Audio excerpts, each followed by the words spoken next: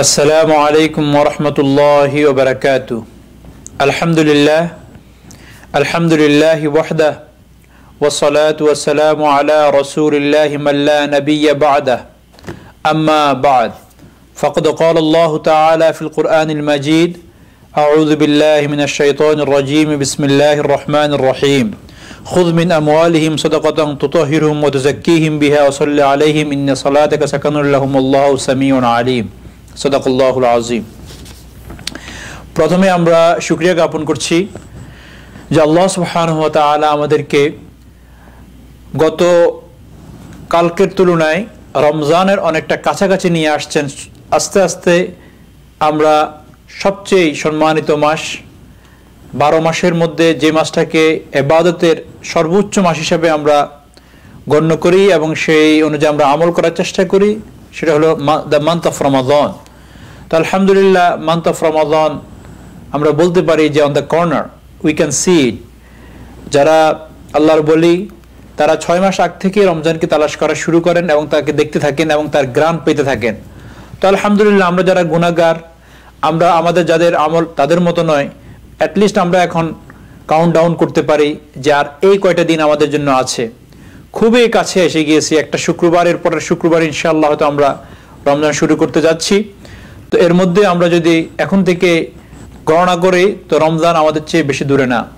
বলতে পারেন আমরা যখন গাড়িতে করে কোথাও চড়ে যাই তো দূর থেকে বাড়ি দেখা যাচ্ছে, তো আমাদের মনে একটা আনন্দ কাজ করে যে আমি মঞ্জিল মাকসুদা এসে গিয়েছি, আমার অ্যাড্রেসে এসে গিয়েছি, অথবা আমার কাঙ্ক্ষিত জিনিসের কাছে এসে গিয়েছি।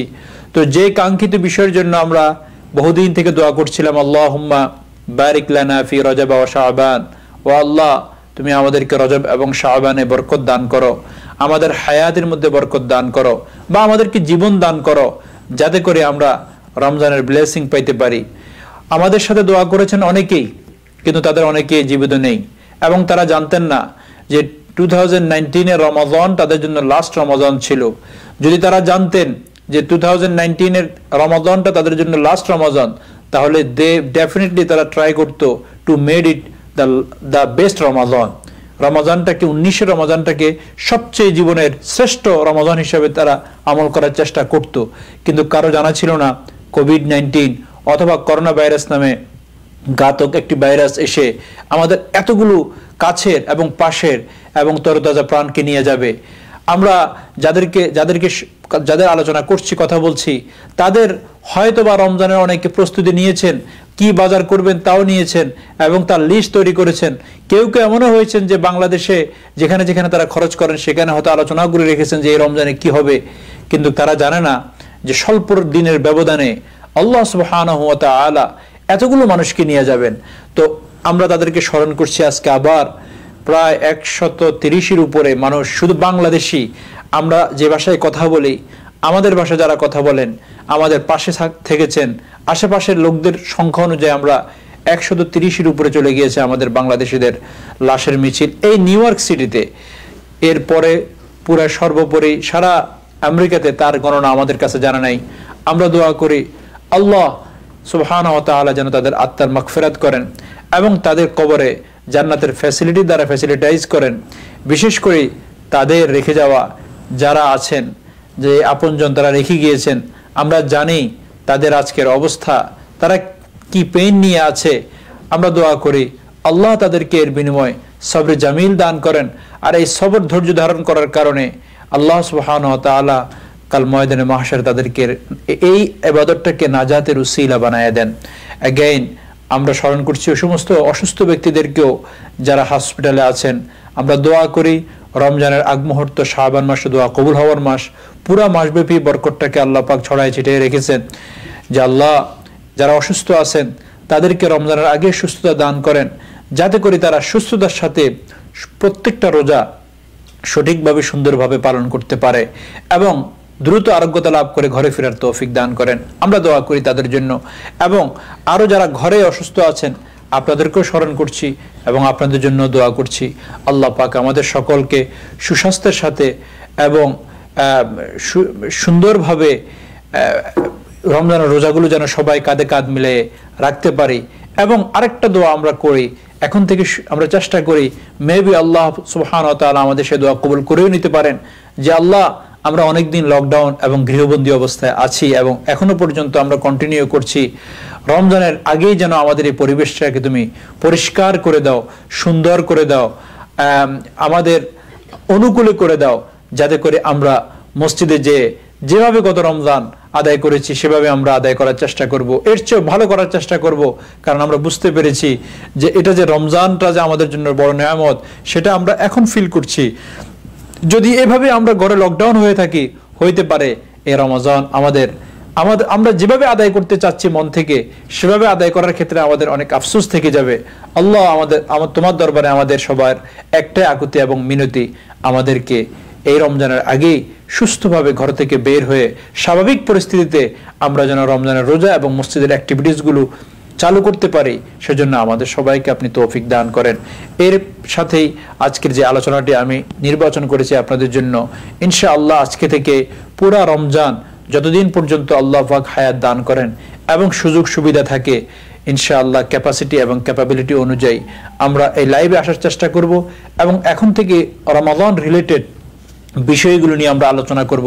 আপনারা জানেন যখনই রমজান সম্পর্ক আসে তো রমজানের সাথে কয়েকটা সাবজেক্ট আমাদের সামনে এসে পড়ে। এর মধ্য থেকে অনেকগুলো বড় বড় সাবজেক্ট বা বিষয়ের মধ্যে থেকে যে বিষয়টা আমরা সাধারণত নিজেদেরকে, আমরা অন্তত যারা বাংলাদেশি অথবা এশিয়ান, তারা রমজান মাসটাকে আমাদের জাকাতের মাসও মনে করি। যেভাবে রমজান মাসে আমরা রোজা রাখি, সেভাবে আমরা রমজান মাসে একটু দান সদকা করি। সে দান সদকা করার স্বার্থে আমরা আমাদের জাকাতের মাসটাকে নির্ধারণ করে নিয়েছি রমজান মাসকে। যদিও according to the Quran and hadith, শরিয়া ভিত্তিতে বা কোরআন এবং হাদিস অনুযায়ী আমাদের রমজান যেমন আমরা রোজা রাখি রমজানে, জুমার নামাজ পড়ি শুক্রবারে, ঠিক এমন জাকাতটা দিতে হবে রমজানে, এমনটা কোনো কথা নেই। আমরা অঘোষিত একটা রুল বানাই নিয়েছি অথবা উসুল বানাই নিয়েছি যে আমরা আমাদের রোজা সাধারণত জাকাতগুলো আদায় করে প্রদান করে থাকি রমজান মাসকে। এটা ভালো যদি কারো রমজান মাস প্রথম আপনি যখন আপনার এই জাকাতের বিধান আদায় করা শুরু করেছেন, হয়তোবা আপনার নির্ধারিত ছিল না এক্স্যাক্টলি কোন মাসে আপনি জাকাতের নিসাবের মালিক হয়েছেন, এই জন্য আপনি রমজানকে বানিয়ে নিয়েছেন। এরপরে লাইফ আপনি পুরা জীবনটা এভাবে রমজান মাসটাকে নিজের জাকাতের মাস মনে করে আদায় করছেন, এতে আপনার জাকাত আদায় হয়ে যাবে। কিন্তু এই বিষয়টা আমাদের পরিষ্কার থাকা উচিত যে আসলে প্রত্যেকের জাকাতের মাস রমজান না। এটা আমাদের খুব স্মরণ রাখা উচিত এজন্যই, কারণ আমরা যদি সত্যিকার অর্থে প্রত্যেকে রমজান মাসকে আমার জাকাতের মাস মনে করি, তাহলে তার অর্থ হলো আমরা সবাই ধনী হয়েছি একই মাসে। এটা তো কখনোই সম্ভব না।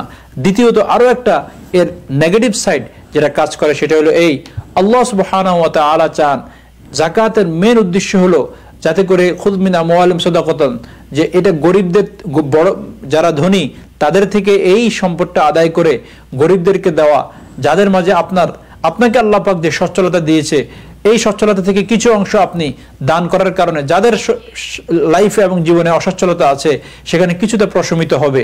তো আমরা যদি সবাই মিলে রমজানে দান করি, তাহলে বাকি 11 মাস আমাদের অসচ্ছল ফ্যামিলি এবং পরিবারগুলোর ব্যালেন্স কিভাবে হবে, এটা একটা বড় একটা যুক্তি। এজন্য আমরা আসলে সত্যিকার অর্থে প্রত্যেকে জাকাতের কিছু অংশ রমজান মাসে দিতে পারি, এতে কোনো অসুবিধা নাই, কিন্তু জাকাতটা পুরো বছর ব্যাপী দেওয়ার চেষ্টা করা ভালো। এই জন্যেই যাতে করে পরিবারগুলো এবং গরিব বা দরিদ্র যারা অসহায় তারা যাতে পুরো বছর আমাদের ধনীদের কাছ থেকে কিছু না কিছু পাইতে থাকে। দ্বিতীয়ত আরেকটা বিষয় হলো, আপনি যদি রমজান মাসটাকে আপনার অব্লিগেশন বা অব্লিগেটরি পেমেন্ট, যেটাকে আমরা জাকাত বলি, যেটা আপনার উপরে ফরজ, এইটা আদায় করার জন্য রাখেন, তো স্বাভাবিকভাবেই আমাদের একটা মানুষের স্বাভাবিক হলো যখন সে একটা অ্যামাউন্ট দান করে, তো তার ইচ্ছে আরেকটা অ্যামাউন্ট দান মানে রিলেটেড সাথে সাথে করতে চায় না। অর্থাৎ আমি বিষয়টা বোঝাতে চাচ্ছি এইভাবে, আপনার উপরে 10,000 অথবা $5,000 জাকাত এসেছে, তো আপনি এই $5,000 দেওয়ার পরে আরো 5,000 এক্সট্রা কখনো দান করতে চাবেন না। এই জন্যেই, কারণ মানুষ তার সম্পদকে খুব মহব্বত করে, ভালোবাসে। তো যখন আপনি আপনার অব্লিগেশন পার্টটাকে দান করবেন রমজানে, তো আপনার এক্সট্রা ডোনেশন কোথায় থেকে হবে? আপনার তো সে মেন্টালিটি এবং টেন্ডেন্সি কাজ করবে না, কারণ মানুষের স্বভাবজাত হলো যে মানুষ একসাথে বেশি দান করতে পারে না, একসাথে বেশি দান করার হার্ট এবং আত্মা মানুষের থাকে না এবং তৌফিকও থাকে না। তো এই জন্য আমরা যদি আমাদের ফরজ পোর্শনটাকে রমজানে দান করি, তো আমাদের এক্সট্রা অথবা স্বাভাবিক অথবা নফল ডোনেশনটা আমরা কখন করব। এই জন্য সবার প্রতি আকুল আবেদন থাকবে, রমজানে আপনি আপনার 70% অথবা 70 গুণ পাওয়ার জন্য আমরা জানি সবাই প্রতিযোগিতা করে, এতে আপনি কিছু একটা পোর্শন অথবা একটা পার্ট আপনার পুরা জাকাতের 20% রেখে দেন, সেটা দান করেন, এর সাথে কিছু এক্সট্রা ডোনেশন করেন, বাকি জাকাতের টাকাগুলোকে আমরা বছর ব্যাপী দান করার চেষ্টা এই জন্য করে, এতে আমাদের সামাজিক অবস্থা অথবা দরিদ্রতার মধ্যে স্থিতিশীলতা আসবে, নতুবা যে ইমব্যালেন্স থেকে যাবে সেই গ্যাপটা ফিল আপ করা আমাদের জন্য কঠিন হবে। এই বিষয়টা আমরা খেয়াল রাখি। আর যে বিষয়টা আমি বলতেছিলাম সেটা হলো যে সম্পদ মানুষের খুব প্রিয় জিনিস। মানুষ সাধারণত তার ইভেন প্রাণকে নাশ করার জন্য প্রস্তুত থাকে, কিন্তু সম্পদ চলে যাক অথবা হাতছাড়া হয়ে যাক এটা মানুষ সাধারণত চায় না স্বভাবজাত, কারণ সম্পদ উপার্জন করার ক্ষেত্রে মানুষের শ্রম লেগে থাকে। রাসূল আকরাম সাল্লাল্লাহু আলাইহি ওয়াসাল্লামের কাছে এক সাহাবী এসে বললেন যে আমি তো মৃত্যুকে খুব ভয় পাই, আমি মৃত্যুবরণ করতে চাই না, মৃত্যুর কথা যখন স্মরণ পড়ে তো আমার অনেক ভয় লাগে। এটা এই জন্য বলছি যে কোরআনেও মাল এবং প্রাণ এই দুটো শব্দকে বারবার একই জায়গায়, যে যখনই তোমরা আল্লাহর রাস্তায় তোমাদের সম্পদ এবং তোমাদের প্রাণ, তোমাদের শরীর, অর্থাৎ শুধু জান এবং মালের মধ্যে আমরা জানি কোনো কোনো সময় মানুষ জানের চেয়েও তার মালকে বেশি মহব্বত করে, কারণ মানুষ জান দিতেও প্রস্তুত থাকে তবু মাল নিজের সম্পদটাকে হারাতে প্রস্তুত থাকে না। এবং কোরআনে যত জায়গায় আসছে বিআমওয়ালিহিম ওয়া আনফুসিহিম, তোমরা তোমাদের সম্পদ এবং তোমাদের প্রাণ এই দুইটাকে অর্থাৎ তোমাদের জানকে ব্যয় করার মাধ্যমে আমার সন্তুষ্টি অর্জন করার চেষ্টা করো। জানের আগে প্রাণের আগে সম্পদের শব্দটাকে আল্লাহ সুবহানাহু ওয়া তাআলা প্রয়োগ করেছেন। এই জন্যই মানুষের স্বভাব সাধারণত যে তার জীবনের চেয়েও তার সম্পদটাকে সে বেশি মহব্বত করে এবং ভালোবাসে, যার কারণেই তো আমাদের এই সম্পদকে কেন্দ্র করে আমাদের কত দামি দামি সম্পর্ক ছুটে যায়। আপনারা দেখবেন ভাই ভাই অথবা সন্তানের সাথে মা বাবা অথবা কাছের রিলেটিভদের সাথে অথবা 20 বছর 30 বছরের পার্টনারের সাথে মানুষের সম্পর্ক ছিন্ন হওয়ার একমাত্র কারণ সম্পদ। অথচ তা ইভেন এই সম্পদ যে সম্পদের জন্য আমরা বিচ্ছিন্ন হয়ে যাচ্ছি এটাকে আমরা কেউ নিয়ে যেতে পারবো না। রাসূল আকরাম সাল্লাল্লাহু আলাইহি ওয়াসাল্লাম এক হাদিসে বলেন, মুসলিমের হাদিস, হযরত আবু হুরায়রা রাদিয়াল্লাহু তাআলা আনহু থেকে বর্ণিত, যে মানুষ বলে আমার সম্পদ, এটা আমার সম্পদ, এটা আমার সম্পদ, আসলে কিছুই তার সম্পদ না, শুধু 3 ধরনের সম্পদ, এইটা তার সম্পদ, আর বাকি সবকিছু সে রেখে যাবে, এটা রেখে তার চলে যেতে হবে এই পৃথিবী থেকে। একটা হলো সে যা খেলো, যা বক্ষণ করলো, এর দ্বারা তার শরীর গঠন হয়েছে, জিকির আজকার করেছে, সালাত নামাজ পড়েছে। দ্বিতীয়ত যেটা সে মানুষকে দান করলো, যা খেলো এবং যা পড়লো, এই দুইটা। আর তৃতীয়ত যা সেই মানুষকে দান করলো। দেখেন এই 3টা ছাড়া আর কিছুই তার সম্পদ না, কিন্তু মানুষ বলে এই ম্যানশনটা আমার, মানুষ বলে এই বাড়িটা আমার, এই এলাকাটা আমার, কিছুই তার না, আমার ব্যাংক ব্যালেন্স কিছুই তার না, সব অন্যের, অর্থাৎ তার ফ্যামিলির অন্যান্য মেম্বারদের, যাদেরকে আমরা ওয়ারিস বলি। একবার রাসূল আকরাম সাল্লাল্লাহু আলাইহি ওয়াসাল্লামের এই ঘটনা থেকে আপনারা আমাদের শিক্ষণীয় আছে, উনি বাসায় এসে হযরত আয়েশা সিদ্দিকা রাদিয়াল্লাহু তাআলা আনহাকে বললেন, কিছু কি আছে, খুব খিদে লেগেছে, খাওয়ার মতো কিছু কি আছে? বলে যে ছিল তো অনেক কিছু, এখন তো সামান্য একটু আছে। তো বললো যে কি ঘটনা, খুলে বলো। বলে যে আমি একটা বকরির বাচ্চা, এটাকে ভুনা করেছিলাম, আমরা যেরকম চিকেন ফ্রাইড করি, এই ধরনের। তো রাসূল আকরাম সাল্লাল্লাহু আলাইহি ওয়াসাল্লামের ইনস্ট্রাকশন দেওয়া ছিল যে সব সময় একটা কাজ, সব সময় যদি কখনো মিসকিন অথবা ফকির আসে তাহলে অবশ্যই তারা যদি চায় আর ঘরে তাদেরকে দেওয়ার মতো কোনো কিছু থাকে, কখনো ফেরত দেওয়া যাবে না, কখনো রিজেক্ট করা যাবে না। তো যখন উনি পাকশাক করলেন, তো কেউ আসে একটু চাইলো, রাসূল আকরাম সাল্লাল্লাহু আলাইহি ওয়াসাল্লামের স্ত্রী হযরত আয়েশা সিদ্দিকা রাদিয়াল্লাহু তাআলা আনহা সেখান থেকে দিতে থাকলেন, দিতে দিতে সামান্য একটু অংশ উনি সেভ করে রাখলেন, যে অংশটা রাসূল আকরাম সাল্লাল্লাহু আলাইহি ওয়াসাল্লাম সবচেয়ে বেশি পছন্দ করেন, সিনার অংশটা, মধ্যম সিনা। আমরা সবসময় বলি যে যখন আমরা খাসি অথবা বকরি এই ধরনের জিনিস ক্রয় করার সময় যে আমাকে সিনার পাশের অংশটা দাও, অথবা সিনার অংশটা একটু বেশি দাম, এটাকে ক্যাপিটাল অফ দ্য বডি বলা হয়। আর আমরা জানি সবসময় সবকিছুতেই ক্যাপিটাল যেটা সেটার দাম বেশি, বডির ক্যাপিটাল, এরপরে capital of the city, capital of the world. সবসময় ইভেন সবচেয়ে উন্নত যে জান্নাতটা হবে, যেটাকে আমরা জান্নাতুল ফেরদাউস বলে, আল্লাহ রসুলকে জিজ্ঞাসা করা হয়েছে, ইয়া রাসূলুল্লাহ, এটার ডেফিনিশনটা কি? বলে যে ক্যাপিটাল অফ দ্য প্যারাডাইস, জান্নাতের মাঝখানে যেই জান্নাতটা হবে সেটাকে জান্নাতুল ফেরদাউস বলে। তো উত্তম এই সিনার অংশটা, এর মধ্যে গোশত এবং নরম হাড্ডির সংযুক্ত থাকার কারণে এটা খাওয়ার সময় মানুষের ভালোই লাগে, এবং এর মধ্যে অনেক এনিওয়ে রাসূল আকরাম সাল্লাল্লাহু আলাইহি সাল্লাম এটা খুব পছন্দ করতেন। তো মা আয়েশা সিদ্দিকা রাদিয়াল্লাহু তাআলা আনহা উনি উত্তর দিলেন, ছিল তো অনেক কিছু, এখন তো সামান্য সানা অর্থাৎ একটু ছাতার অথবা একটুখানি অংশ যেটা আপনার জন্য আপনি পছন্দ করেন, সেটাকে সিনার অংশ একটু আমি রেখেছি সেভ, আর বাকি সব আমি বিলিয়ে দিয়েছি। রাসূল আকরাম সাল্লাল্লাহু আলাইহি সাল্লাম বললেন, দেখো তুমি যা দিয়েছো, দান করেছো তা আছে, আর যা তুমি আমার জন্য সেভ করে রেখেছো তা নাই। হযরত মা আয়েশা সিদ্দিকা রাদিয়াল্লাহু তাআলা কে একটু এক্সপ্লেইন করে রাসূল আকরাম সাল্লাল্লাহু আলাইহি ওয়াসাল্লাম বললেন এভাবে, যে এর অর্থ হলো তুমি যা দান করেছো তা অলরেডি আমার অ্যাকাউন্টে সেভ হয়ে গিয়েছে, আমার এবং তোমার এটা আখিরাতে কাজে আসবে। আর যে কতটুকু তুমি আমার জন্য রেখেছো এটা তো আমি খাওয়ার পরে শেষ হয়ে যাবে, ডাইজেস্ট হয়ে যাবে, এটার দ্বারা আমি কোনো বেনিফিট হতে পারবো না। কিন্তু যেটা তুমি দিয়ে দিয়েছো আল্লাহর রাস্তায়, সেটা অলরেডি আমার জন্য ডিপোজিট হিসেবে রয়ে গিয়েছে, সেটা যায় নাই। সুতরাং তুমি এটাকে এভাবে ব্যক্ত করো না যে এটা নাই। তো এটা থেকে বলার অর্থ হলো যে সম্পদ আমরা যেগুলোকে বলি সেগুলো আসলে আমাদের সম্পদ না, যেটা আমরা ব্যয় করতে পারলাম সেটাই আমাদের সম্পদ। এবং স্মরণ রাখবেন যে সম্পদ যখন মানুষ ব্যয় করে, তো যেই কাজের জন্য ব্যয় করে মানুষ সেই কাজের অথবা সেই জায়গার জন্য মানুষের খুব মহব্বত এবং ভালোবাসা বেড়ে যায়। ফর এক্সাম্পল, আপনি একটা জায়গা ক্রয় করেছেন 3 লক্ষ টাকা দিয়ে অথবা 5 লক্ষ টাকা দিয়ে, তো জায়গাটা কেনার আগ পর্যন্ত আপনার কাছে ওটা একটা কবরস্থানের মতো ছিল, কিন্তু জায়গাটা কেনার পরে কোনো ব্যক্তি হয়তো ওখানে হাঁটে না, ওর পাশেও যায় না, আপনি কিন্তু ওই জায়গাটাকে দেখার জন্য যান বারবার। হয়তো কখনো কখনো ব্রিজ না থাকার কারণে নৌকা দিয়ে পানি দিয়ে এই জন্য যান, কারণ সেখানে আপনার টাকা ইনভেস্ট হয়েছে, আপনার পয়সা ইনভেস্ট হওয়ার কারণে ওই জায়গাটার মূল্য, ওই জায়গাটার দাম আপনার হার্টে এসে গিয়েছে। এই ঘটনাটাকে আমি ব্যক্ত করছি এক সাহাবীর আলোচনা দিয়ে।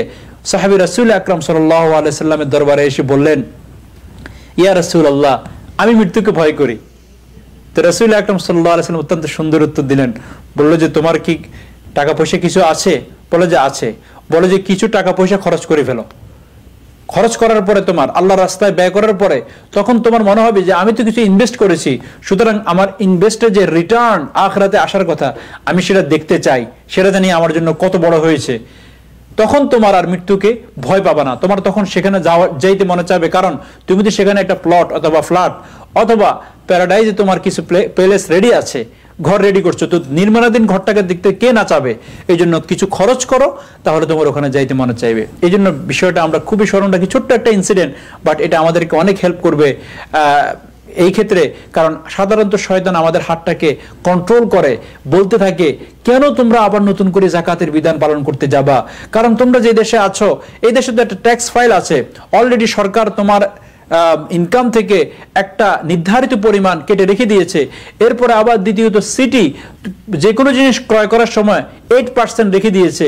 এইভাবে শয়তান আমাদেরকে বিভিন্ন বুদ্ধি দিতে থাকবে এবং বলতে থাকবে যেই যাকাতের কথা ইসলাম বলে সেই যাকাত এখন আর দিতে হবে না, কারণ সেই যাকাতটা দেওয়ার সময় এরকম সরকারিভাবে কোনো ট্যাক্স ফাইলিং ছিল না। এই ধরনের বিভিন্ন বিষয় আমাদেরকে শয়তান খুব মন্ত্রণা দিতে থাকবে বা দিতে চাচ্ছে, যার কারণে আমি আপনাদেরকে একটা জিনিস বলবো যে যদি এই পৃথিবীতে ছোট একটা অঙ্ক আমরা নির্ধারণ করলাম, 1 লক্ষ মুসলমান থাকে, তো মেবি 40 লক্ষ, 1 কোটি মুসলমান যদি থাকে, তো 40 লক্ষ মুসলমানই নামাজ পড়ে অন অ্যান্ড অফ। হয়তো কেউ ফ্রিকুয়েন্টলি, অথবা কেউ কখনো পড়ে কখনো ছাড়ে, অথবা জুমা পড়ে অন্যগুলো ছাড়ে, অথবা কেউ মসজিদে আছেন, অথবা কেউ ঘরে। 40 লক্ষ 1 কোটি মুসলমানের মধ্যে। কিন্তু যদি 1 লক্ষ মুসলমান যাকাত দানের অথবা যাকাতের অ্যাবিলিটি রাখে, যে যাকাত দেওয়ার জন্য যে নেসাবের মালিক হয়ে থাকেন, তো এই 1 লক্ষ যাকাত যারা দান করবেন তাদের মধ্যে থেকে 10% মানুষও হিসাব কিতাব করে সুন্দরভাবে সুচারুরূপে সত্যিকার অর্থে ঠিক যেভাবে যাকাতের হক আদায় করার প্রয়োজন সেভাবে আমরা আদায় করছি না। কারণ যারা দিনদার, যারা দিনকে খুব লালন করে পালন করে, এর মধ্যে ওলামা আছেন, এর মধ্যে আল্লাহর ওলিরা আছেন, তো দিনদার যারা খুব বেশি, যারা ধর্মকে খুব লালন পালন করে, তাদের মধ্যে যাকাত দান বা যাকাত দিতে হয়, এই ধরনের যাকাতের নেসাবের মালিকই হন কম। আর যারা যাকাত দিবেন বা যাকাতের মালিক, যাদেরকে শরীয়তের দৃষ্টিতে ধনী বলা হয়, তারা অনেকটা দিনদার ওইভাবে হয় না যেভাবে দিনদাররা। তো তাদের থেকে যাকাতটা আদায় করার ক্ষেত্রে যে বিষয়টা সবচেয়ে বেশি তাদেরকে উৎসাহিত করবে সেটা তো আল্লাহর ভয়। তো আল্লাহর ভয় না থাকার কারণে আমরা majority person of the rich people, majority rich যারা, যাদেরকে শরীয়তের দৃষ্টিতে ধনী বলা হয়, তারা জাকাত দেওয়ার ক্ষেত্রে কৃপণতা করেন, বরঞ্চ লামসাম কিছু বিষয় অথবা কিছু দান করে এটাকে কনসিডার করেন যে মনে হয় আমার জাকাত আদায় হয়ে গিয়েছে। এজন্য আল্লাহর উপরে একটু আল্লাহকে ভয় করে, আল্লাহ সুবহানাহু ওয়া তাআলা আমাদের যাদেরকে ধনী বানাইছেন, আমাদেরকে সচ্ছল বানাইছেন, একদিন আপনাকে অচল বানায় দিতে পারেন। সে অচল অথবা অসচ্ছল লাইফ আসার আগেই আমাদের সচ্ছলতা থেকে যে হকটা, আমরা যে অংশটা দান করি গরিবকে, এটা আপনার অংশ না, এটা গরিবের অংশ। শুধু গরিব পর্যন্ত পৌঁছানোর ক্ষেত্রে আল্লাহ সুবহানাহু ওয়া তাআলা আপনাকে একটা মিডিয়া হিসেবে ব্যবহার করছেন। এই জন্য আমরা একজন মিডিয়া হিসেবে ওই দানটাকে আল্লাহর পক্ষ থেকে নিয়ে এটাকে যেন বক্ষক না হয়ে যায়, খেয়ে না ফেলে, এদিকে আমাদের খুবই স্মরণ রাখার প্রয়োজন। হযরত যায়নুল আবদিন রহমতুল্লাহ আলাইহি অনেক বড় আল্লাহর ওলি এবং ইসলামিক স্কলার, ওনার কাছে একদিন এক গরিব কিছু চাইতে আসলেন ঘরের ভিতরে। তো উনি বললেন, আলহামদুলিল্লাহ, আল্লাহ পাক আমার সামান আমার ঘরে ফিরিয়ে দিয়েছেন, অর্থাৎ আমার ঘরে এমন এক ব্যক্তিকে পাঠিয়ে দিয়েছেন যাকে আমি দান করার দ্বারাই আমার ওই জগতে সামানটা রেডি হয়ে যাবে। আল্লাহর কত বড় অনুগ্রহ আমার উপরে যে আমি এটা বাইরে যায় দান করব, তারও আমার প্রয়োজন হয় নাই। উনি সামানটা যাতে করে আমার এই বিধানটা পালন করতে পারি, সেই বিধান পালন করার জন্য যে ব্যক্তির উপরে আমি এটা প্রয়োগ করব তাকে আমার ঘরেই পাঠিয়ে দিয়েছেন। এই জন্য আমি আল্লাহ শুকরিয়া আদায় করছি। আর এখন আমরা আমাদের দরবারে, আমাদের দরজায়, আমাদের কাছে যদি কেউ চায়, তো আমরা তাকে কিভাবে রিজেক্ট করা যায় সেভাবে আমরা সেই ধরনের সেন্টেন্স তৈরি করার চেষ্টা করি। গরিব যদি দেখি তো দরজা খুলি না, অথবা যদি তাদের টেক্সট মেসেজ দেখা যায়, ও সে মনে জাকাতের টাকা চাইতে পারে, তো আমরা এটাকে পড়ার চেষ্টা করি না, ডিলিট করে দিই, অথবা এর চেয়ে বেশি যদি বারংবার করে তো তাকে অথবা তার নাম্বারটাকে ব্লক করে দিই। দেখেন, আপনি তো আপনার ফোন থেকে তার নামটা ব্লক করে দিলেন। যদি আল্লাহর সুদৃষ্টির যে লিস্ট আছে সেই লিস্ট থেকে আল্লাহ সুবহানাহু ওয়া তাআলা আপনার নামটাকে ব্লক করে দেন, তাহলে আপনার কি অবস্থা হবে? এই জন্য জাকাতের ক্ষেত্রে আমরা খুবই সচেতন হওয়ার চেষ্টা করি। কারণ জাকাত এমন একটা বিষয়, কোরআন আমরা যে অন্যান্য 5টি আমাদের যে ইসলামের স্তম্ভ আছে, নামাজকে যেরকম আমরা গুরুত্ব দিই, আলহামদুলিল্লাহ আমরা অনেক সময় হজ করার চেষ্টা করি, রোজা রাখার চেষ্টা করি। সাধারণ মুসলমানরাও রমজান মাসের রোজাটাকে আমরা এমন না যে আমি রোজা রাখবো না, যতই কষ্ট হোক চেষ্টা করি। জাকাত যেমন আমাদের নামাজ এবং রোজা আমাদের একটা ফিজিক্যাল এক্সারসাইজ, ফিজিক্যালি আমরা রাখার চেষ্টা করি, তদ্রূপ হজ এবং জাকাত ফাইন্যান্সিয়াল একটা ইবাদত। এর মধ্যে জাকাত তো 100% ফাইন্যান্সিয়াল ইবাদত, যে এর মাধ্যমে আল্লাহ সুবহানাহু ওয়া তাআলা নামাজের মাধ্যমে যেমন আমাদের বাহ্যিক যেই খারাপ চরিত্র বা গুণগুলো, আমাদের খারাপ যে চরিত্রগুলো আছে সেগুলোকে শোধন অথবা ক্লিন করার চেষ্টা করেন, নামাজের মাধ্যমে আমাদের মধ্যে ইউনিটি সৃষ্টি করার চেষ্টা করেন, নামাজের মাধ্যমে সামাজিক ব্যবস্থা, সমাজের খবর নেওয়ার শিক্ষা আমরা নিয়ে থাকি, নামাজের মাধ্যমে আমরা আল্লাহর নৈকট্য অর্জন করি। এরকম নামাজের মাধ্যমে আমরা আমাদের মানসিক অবস্থার বিল্ড করে, এভাবে নামাজের মধ্যে আল্লাহ পাক অনেক কিছু রেখে দিয়েছেন। এট দ্য সেম টাইম আমরা যেরকম আমাদের শারীরিক ময়লাগুলোকে দূর করার জন্য নামাজ পড়ার মাধ্যমে সেটা চেষ্টা করি, ক্লিননেস যেটাকে বলি, রিনজেন করি, ঠিক তদ্রূপ আমাদের সম্পদের একটা ময়লা আছে। কারণ আমি যখন সম্পদ উপার্জন করি তো এর মধ্যে অনেক সময় আমার অনেক কিছুর মিশ্রণ হয়ে গিয়েছে, যার দ্বারা আমাদের সম্পদের মধ্যে কিছু ময়লা, কিছু আবর্জনা থাকে। সে ময়লাগুলোকে ব্রাশ করার জন্য, হোয়াইট আউট করার জন্য আল্লাহ সুবহানাহু ওয়া তাআলা আমাদেরকে এই জাকাতের বিধান দিয়ে দিয়েছেন। সুতরাং আপনি যদি নামাজ না পড়েন, সাধারণত আমরা বলি যে সে অনেকটা মুসলমানের পর্যায়ে থাকবে না, সে কাফের হয়ে যাবে। সেম ওই কোরআন শরীফে আল্লাহ সুবহানাহু ওয়া তাআলা বলেছেন, যারা জাকাত প্রদান করবে না তারাও মুসলমান হিসেবে পরিগণিত হবে না। সুতরাং নামাজের মাধ্যমে যেমন আমরা নিজেদের বাহ্যিক এবং শারীরিক খারাপ যে অভ্যাসগুলো আছে সেগুলোকে ক্লিন করে আল্লাহর নিকট্য অর্জন করার চেষ্টা করি, তদ্রূপ আমাদের সম্পদের ময়লাগুলো এবং আবর্জনাগুলোকে দূর করার জন্য জাকাতের ভূমিকা অবধারিত।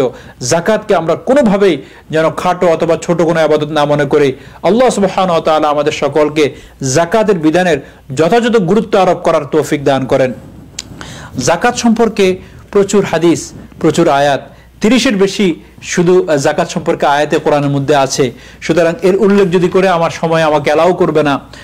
আমি একটা আয়াত শুধু আপনাদের সামনে তেলাওয়াত করেছি, খুয মিন আমওয়ালিহিম সাদাকাতান তুতাহহিরুহুম রাসূল আকরাম সাল্লাল্লাহু আলাইহি ওয়াসাল্লামকে ইশারা করে আল্লাহ সুবহানাহু ওয়া তাআলা বলেন, সম্বোধন করে, যে আপনি আপনার এই উম্মতের সম্পদ থেকে মিন আমওয়ালিহিম সাদাকাতান, সদকা নিয়ে নেন। অর্থাৎ সদকা আমার একটা বিষয়, এটা পেমেন্ট করার বিষয়, সময় মতো সেটাকে অবশ্যই পেমেন্ট করতে হবে। ওয়াতুতাহিরুহুম বিহা, কারণ এর মাধ্যমে আপনি তাদেরকে পরিষ্কার করবেন। অর্থাৎ আমাদের যেই লেনদেনে অথবা আমাদের সম্পদ উপার্জনের যে ময়লা আবর্জনাগুলা অথবা যে ডিসপিউটগুলো কাজ করছিল সেখানে, সেগুলোকে পরিষ্কার করা হবে এই সদকার মাধ্যমে। ওয়াতুযাক্কিহিম বিহা ওয়াসাল্লি আলাইহিম, আপনি তাদের জন্য দোয়া করেন, কারণ ইন্না সালাতাকা সাকানুল লাহুম, আপনার দোয়া। তাহলে আমরা বুঝতে পারছি যাকাতের মাধ্যমে আমরা রাসূলের দোয়া পাবো এবং আল্লাহ সুবহানাহু ওয়া তাআলা বলেন আপনার দোয়া অবশ্যই অ্যাকসেপ্টেড, সেটাকে কবুল করা হবে। তো শুধু এখানেই শেষ না, যাকাতের মাধ্যমে আমাদের মালের পবিত্রতা, আমাদের শরীরের পবিত্রতা এবং সামাজিকভাবে যাকাতের তো উপকারিতার শেষ নাই। যাকাতের শুধু যদি আয়াতগুলো পাঠ করি তাহলে আমাকে 30 থেকে 35টা আয়াত তেলাওয়াত করতে হবে। এরপরে যাকাত যারা দান করবেন তাদের ব্যাপারে যে ফজিলত কোরআনে আলোচনা আছে সেটাও শেষ করা যাবে, হাদিসে আলোচনা আছে সেটাও আমরা শেষ করতে পারবো না। আর যাকাত অনাদায়ে আপনার যে শাস্তি, সেগুলো শুধু কোরআনের যে আয়াতটা আছে যে আল্লাহ সুবহানাহু ওয়া তাআলা বলেন, যদি কেউ যাকাত, যার উপর যাকাত ফরজ হয়েছিল কিন্তু সে কোনো কারণে যাকাত আদায় করছে না, তো কাল ময়দানে মাহশারে তার জন্য জাহান্নামে সুসংবাদ দিয়ে দাও। এই সুসংবাদের অর্থ হলো দুঃসংবাদ। ওয়াল্লাযীনা ইয়াকনিজুনা যাহাবা ওয়াল ফিদ্দাতা ওয়া লা ইনফিকুনাহা ফি সাবিলিল্লাহ ফাবাশশিরহুম বিআযাবিন আলীম, তাদের জন্য অপেক্ষা করছে মর্মান্তুর শাস্তি। ইয়াউমা ইউহমা আলাইহা ফি জুনুবিহিম, ওই দিন তাদের উপরে এটা সাপ হয়ে এবং শাস্তি হয়ে আপনার উপর দিয়ে এসে আপনাকে দংশন করবে। হাদিসে আছে একবার এক মহিলা আসি রাসূল আকরাম সাল্লাল্লাহু আলাইহি সাল্লামকে সাথে কথা বলছিলেন, তো ওনার হাতে 2টা চুড়ি ছিল। আল্লাহ রাসূল বললেন, তুমি যে স্বর্ণের 2টা বালা পরছো এগুলো যাকাত দিচ্ছ? তো উনি উত্তরে বললেন না। বলে যে তাহলে 2টা জাহান্নামের চুড়ি বালা তুমি পরে নাও। সাথে সাথে ওই মহিলা 2টা চুড়ি খুলে বলে যে আল্লাহ এবং তার রাসূলের জন্য, আল্লাহর রাস্তায় আমি এটাকে দান করে দিলাম। বলার উদ্দেশ্য হলো যে আপনি যে সম্পদটা কুক্ষিগত করে রেখেছেন, যার যাকাত আপনি আদায় করছেন না, এটা আপনার না। এর জন্য কাল ময়দানে মাহশারে আপনাকে শাস্তি ভোগ করতে হবে, সাধারণ শাস্তি না। এই জন্য যাকাতের অনেকগুলো উপকারিতার মধ্যে আমরা সাধারণভাবে এটাকে নির্ণয় করতে পারি যে দিনই আমাদের ধর্মীয় ক্ষেত্রে এর উপকারিতা আছে, চারিত্রিক দিক থেকেও এর উপকারিতা আছে, সামাজিক দিক থেকে তো এর বহুবিধ উপকার আছে, তা বলারে অপেক্ষা রাখে না। যেমন যাকাতের মাধ্যমে আপনি আল্লাহর নৈকট্য অর্জন করতে পারবেন, এটা একটা আমাদের ধর্মীয় উপকার। যাকাতের মাধ্যমে অন্যান্য ইবাদতের মাধ্যমে মানুষ যেমন গুনাহ থেকে মুক্ত হয়, যাকাতের মাধ্যমে আপনি গুনাহ থেকে মুক্ত হবেন এবং যাকাত আদায়ের কারণে প্রভূত কল্যাণের আপনি মালিক হবেন।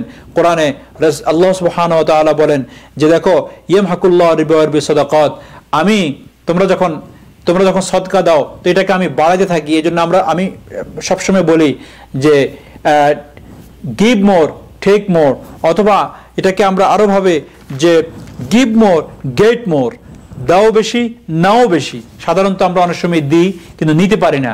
আল্লাহ সুবহানাহু ওয়া তাআলা কোরআনের আয়াত দ্বারা আমাদেরকে বলেন তুমি তো দিবা এক, কাল ময়দানে মাহশারে সেটা তাকে 7 থেকে 70 গুণ পর্যন্ত বাড়ায় ইউদাইফু, তোমাকে বাড়ায় দেওয়া হবে। তো এই জন্য ইয়ামহাকুল্লাহু রিবা ওয়া বিসাদাকাত, আল্লাহ সুবহানাহু ওয়া তাআলা রিবাকে মিটাই দিয়েছেন, সুদকে পছন্দ করেন না। ওয়াইর বিসাদাকাত, কিন্তু সাদাকাত এবং ডোনেশন এবং যাকাতকে আল্লাহ সুবহানাহু ওয়া তাআলা বাড়াতে থাকেন। ওমা আতাইতুম মির রিবাল লিয়ারবু ফি আমওয়ালিন নাস ফালা ইয়ারবু ইনদাল্লাহ ওমা আতাইতুম মিন যাকাতিন তুরিদুনা ইনদাল্লাহ জাআল্লাহু ফাউলাইকা হুমুল মুযআফুন। আল্লাহ সুবহানাহু ওয়া তাআলা যেটা আপনারা যাকাত হিসেবে দান করেন, বলে যেটাকে আমি ডবল থেকে ডবল মাল্টিপ্লাই করি তোমার জন্য, বৃদ্ধি করে কাল ময়দানে মাহশারে তুমি দেখবে সেটাকে মাউন্টেন পরিমাণ তুমি দিয়েছো অনেক কম। এই জন্য হাদিসে আছে রাসূল আকরাম সাল্লাল্লাহু আলাইহি সাল্লাম বলেন বুখারীর, যে শুধু যদি আল্লাহর জন্য, শুধুমাত্র আল্লাহর জন্য হালাল মাল থেকে কেউ মাত্র খেজুর পরিমাণও দান করেন, আল্লাহ পাক সেটাকে অনেক বাড়ায় দিবেন। তো এই জন্য যাকাতের দ্বারাই আল্লাহ সুবহানাহু ওয়া তাআলা আমাদের পাপকে মাফ করে দেন। হাদিসে আছে রাসূল আকরাম সাল্লাল্লাহু আলাইহি সাল্লাম বলেন as-সাদকাতু তুতফিউ, যে সদকা মানুষের ভুল ভ্রান্তিকে, মানুষের গুনাহকে মিটাইয়া দেয়, ডিলিট করে দেয়। যেমন নাকি পানি দ্বারায় আগুনকে নির্বাপিত করে দেয়, পানি আসে আগুনকে যেমন বন্ধ করে দেয়, স্তব্ধ করে দেয়, তদ্রূপ দানের দ্বারায়, যাকাত দানের দ্বারায় আমাদের গুনাহগুলো বন্ধ, আমাদের গুনাহগুলোকে আল্লাহ সুবহানাহু ওয়া তাআলা হোয়াইট ওয়াশ করে দিবেন, পরিষ্কার করে দিবেন, মাফ করে দিবেন। যাকাতের চারিত্রিক অনেকগুলো ফায়দা আছে। এর মধ্যে থেকে একটা ব্যক্তিকে যাকাত বদান্যতার মধ্যে ফিরিয়ে দেয়, একজন ব্যক্তিকে দানশীল ও বদান্যদের কাতারে শামিল করে দেয়। এটা একমাত্র যাকাতের মাধ্যমে হয়ে থাকে। আর যাকাত দানের মাধ্যমে একজন ব্যক্তির এই চরিত্রের গুণটা প্রকাশিত হয়, উন্মোচিত হয় যে সে একজন রহম দিলওয়ালা, করম দিলওয়ালা, মানুষের প্রতি অনুগ্রহ করেন, দয়াশীল করেন। হাদিসের ভাষ্য অনুযায়ী যে ব্যক্তি মানুষের উপর দয়া করে, আল্লাহ সুবহানাহু ওয়া তাআলা তার উপর দয়া করেন। তো এটাও একটা আমাদের যাকাতের চারিত্রিক একটা ফায়দা হলো।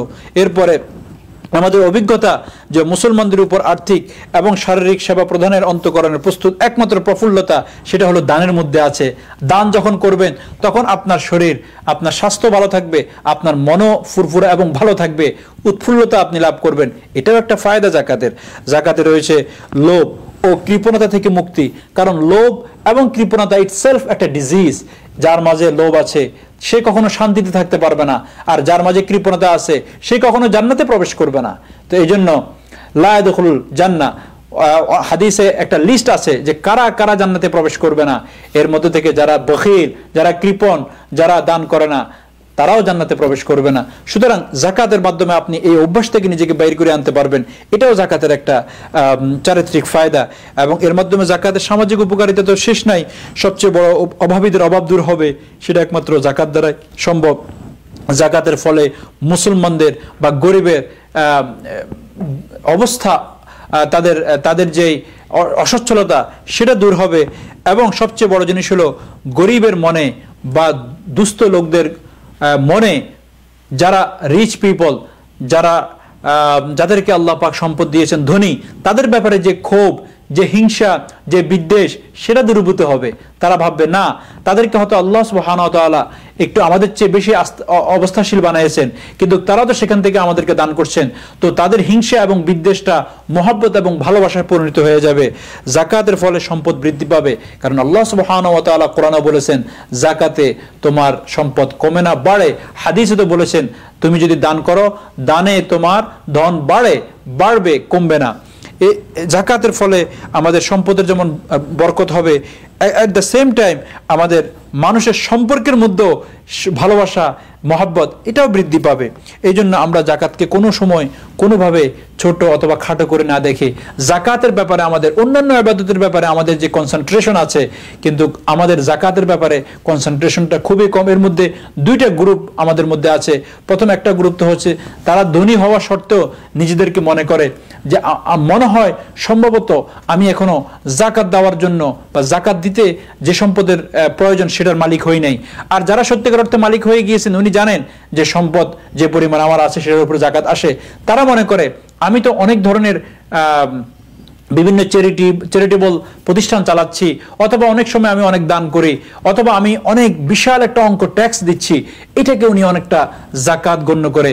যাকাতের সত্যিকার অর্থে একদম একটা শরীয়তের বিধান মনে করে আল্লাহর জন্য কনসেন্ট্রেটের সাথে, এবং তার যে ক্রাইটেরিয়া আছে, তার যে শর্ত শারায়েতগুলো আছে, অর্থাৎ সম্পদকে আপনি সমস্ত সম্পদের ক্যালকুলেশন করে সে আপনার নির্ধারিত পরিমাণ সম্পদের পার্সেন্টেজ বের করে সে তার উপরে যাকাত প্রদান করার জন্য আপনাকে যে সময়টা দেওয়ার প্রয়োজন, যে পদ্ধতিটা গ্রহণ করার প্রয়োজন, সেটা আমরা গ্রহণ করি না। বিদায় majority person of the rich people, তাদের পক্ষ থেকে যাকাতের বিধানটা পালন হচ্ছে না। সবচেয়ে বেশি নিগৃহীত হচ্ছে যাকাতের বিধান। সত্যিকার অর্থে যাকাতের বিধানটা যদি ঠিকভাবে পালন করা হয়, তাহলে ইনশাআল্লাহ পৃথিবীতে শুধু মুসলমান না, কোনো নন মুসলিমও গরিব থাকবে না। প্রত্যেকে একটা স্বাভাবিক জীবন স্বাভাবিক জীবন লিড করার সুযোগ পাবে। প্রত্যেকে স্বাভাবিক এবং সাধারণ সচ্ছলতার মধ্যে অন্তত চলতে সক্ষম হবে। এই জন্য আমরা প্রত্যেকেই আমি ইনশাআল্লাহ আজকে যাকাতের যে আলোচনাটা শুরু করেছি, যাকাতের পরে রমজানের আলোচনা পর্বগুলো থেকে আসবে। আজকে আমি বিধান হিসাবে লিখিয়ে দিয়েছি যাকাতের পর্ব নম্বর 1। এইভাবে আমরা এক এক পর্ব করে আমাদের সামনে চলতে থাকবে যে যাকাত কার উপর ওয়াজিব এবং কারা যাকাত দিবেন। সেখানে দুইটা গ্রুপ, একটা হলো যাকাত প্রদানকারী, আর একটা হলো যাকাত রিসিভার, যারা রিসিভ করবে। কিন্তু তৃতীয় একটা গ্রুপ, যাদেরকে আমরা অনেক সময় কখনো এই গ্রুপের নাম শুনি নাই, কিন্তু এই গ্রুপের মধ্যে অনেক বিশাল একটা গ্রুপ আছেন যারা যাকাত হয়তো প্রদান করবেন না, কিন্তু তারা জাকাত রিসিভও করতে পারবে না। তারা এমন একটা যে মিডল ক্লাস, তারা জাকাত দিবে না এই জন্য যেহেতু তাদের ওই পরিমাণ সম্পদ নেই, কিন্তু তাদের ইউজুয়াল লাইফে এই পরিমাণ কিছু সম্পদ আছে যেগুলোকে যদি জাকাতের নির্ণয় করে আমরা ওগুলার মূল্যায়ন করি টাকা দিয়ে, তাহলে সেটা জাকাতের পরিমাণ সম্পদের হয়ে যায় বিধায় তারা জাকাত রিসিভ করতে পারবে না। অথচ আমরা অনেক সময় ভুলে এই ভাইদেরকেও জাকাত প্রদান করে থাকি। ইনশাআল্লাহ নেক্সট এপিসোডগুলোতে এবং পর্বগুলোতে আমরা জাকাতের আরো বিক্ষিপ্ত এবং বিস্তারিত আলোচনা এবং মাসলাগুলো নিয়ে আমরা আসব। এতে ইনশাআল্লাহ আস্তে আস্তে আপনারা যদি মনোযোগ সহকারে আমাদের এই আলোচনার সাথে থাকেন, আপনারা জাকাত সম্পর্কে আপনাদের যে আরো মনের এখনো অনেকের অনেক প্রশ্ন থাকতে পারে সেগুলো ইনশাআল্লাহ পরিষ্কার হয়ে যাবে। এই জন্য আপনাদের সকলকে অ্যাগেন জাকাত সংক্রান্ত জাকাতের মাস আসার আগেই পড়ার চেষ্টা করুন এবং আপনি আপনার সম্পদকে এখন থেকেই সেগুলোকে কাউন্ট করার চেষ্টা করুন যে আপনার উপর কি পরিমাণ জাকাত ফরজ, সেই অনুযায়ী জাকাত আদায় করার চেষ্টা করুন। আজকে জাকাত সংক্রান্ত আলোচনা এখানেই শেষ করছি। আপনারা যে যেখান থেকে শুনছেন, আপনারা আমাদের আলোচনা শোনার জন্য আপনাদের সকলকে জানাই মোবারকবাদ।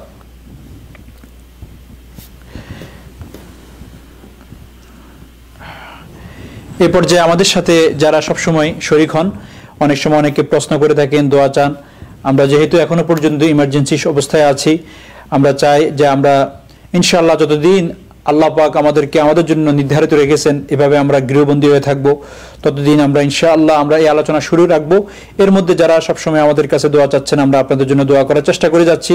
ইনশাআল্লাহ আপনারা দোয়া করবেন আল্লাহ পাক যেন আন-নূর কালচারাল সেন্টার যে একটা উদ্যোগ হাতে নিয়েছে, এই উদ্যোগের সামনে সবসময় নিরলসভাবে এবং কোনো বাধা বিপত্তি ছাড়াই সামনে আপনাদের কন্টিনিউ করতে পারে, সে তৌফিক আল্লাহ যেন আমাদেরকে দিয়ে দেন।